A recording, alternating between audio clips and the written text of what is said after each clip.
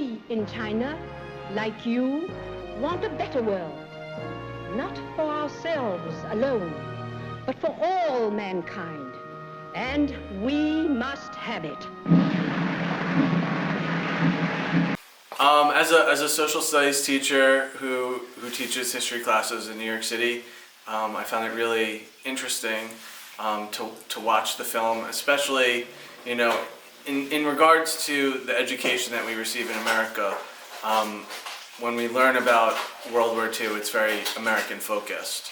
And so to learn about an aspect of the war that typically we aren't, we are less connected to, and to learn about, in some respects, like the Chinese diaspora, and how that has infused itself into history, I think is really, really meaningful, and especially to have an opportunity to connect to new individuals who have played pivotal roles in history, in a respect where, you know, there's religious figures who play a role in terms of preserving a community and being activists themselves during such a troubling time.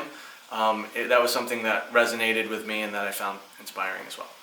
The Sino-Japanese War was watched very closely by Chinese around the world. In Nanyang, the Chinese community responded by establishing the China Relief Fund to help China in her war efforts. This was at a time when Venerable Pu Liang was into the second year of fundraising for the second restoration of the monastery. In light of the situation in China, he quickly terminated the restoration project and turned his attention towards supporting the China Relief Fund, and was described by the Chinese press as being very active in relief work. 抗战时期，人无分男女老幼，家无分儒释道微，均应尽国民一份子之责任。有钱出钱，有力出力，平生出家人，愧不能，速将金钱帮国家，赐封佛祖诞辰，除社坛超度前线阵亡将士及死难同胞外，并愿将灾验收入建作赈款，以救济祖国生平难民。 The Light on Lotus Hill was an incredibly impactful documentary. Every moment of it was incredibly thought out from the beginning, with the mantra sending them off to the end, ending on kind of the memorial note. Something for me that I never considered was how interconnected the history of the world is. And this documentary, this movie, is such a beautiful way to explore that for you and for me.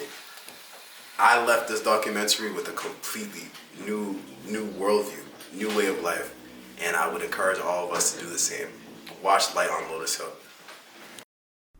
Venerable Pu Liang's close working relationship with the China Relief Fund also set the stage for another important effort in support of China. When the Sino-Japanese War erupted, the Chinese government was concerned about possible sea blockade by the Japanese, so alternative land routes became an urgent priority. Another possible arrangement was to ship war supplies to Rangoon and then move them by rail to Laoshou.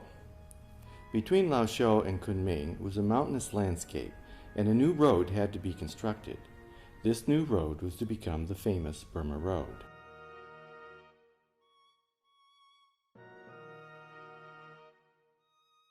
With most adult men conscripted, only children, women, and the elderly were available for road construction.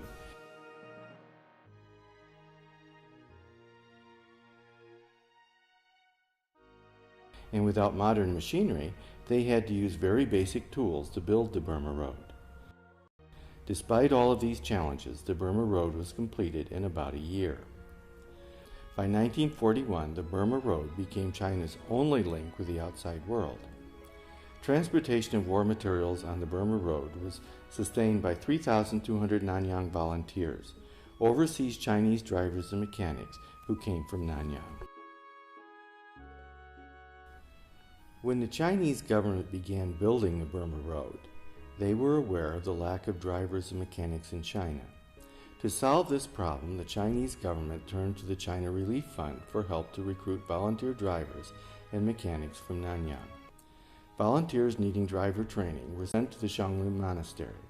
After weeks of training and passing a test, they were ready to leave for service in China. From February to September 1939, 3,200 Nanyang volunteers left in 15 batches. The movie was very powerful, Chen.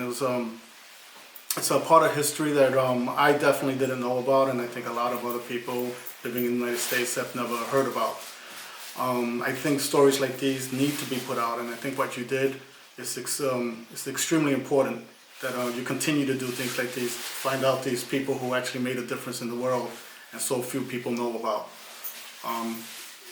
It was very touching. The scenes that I saw will probably last in me for the rest of my life. It was a very powerful, emotional picture which needs to be seen by more people. Left with no choice, the British finally surrendered. Singapore became Shinanto, or Light of the South. Unknown to the refugees inside the Xionglim Monastery, the Japanese had launched the Sokching, the massacre of Chinese. A group of Japanese soldiers soon arrived at the Xionglim Monastery. Once there, they seized Venerable Pu Liang and began searching the monastery. From the monastery, Venerable Pu Liang and his 2 disciples were taken to Jalan Besar Stadium and then to Changi Beach, where they were executed. The Xionglim Monastery, where Venerable Pu Liang served, is also known as the Twin Grove Monastery on the Lotus Hill. Venerable Pu Liang's Dharma name means pervasive light, and in Buddhism, light represents wisdom. As such, the abbot of Xionglim Monastery, Venerable Pu Liang, was like a light of wisdom shining on the Lotus Hill, hence the title of the book and this documentary, Light on the Lotus Hill.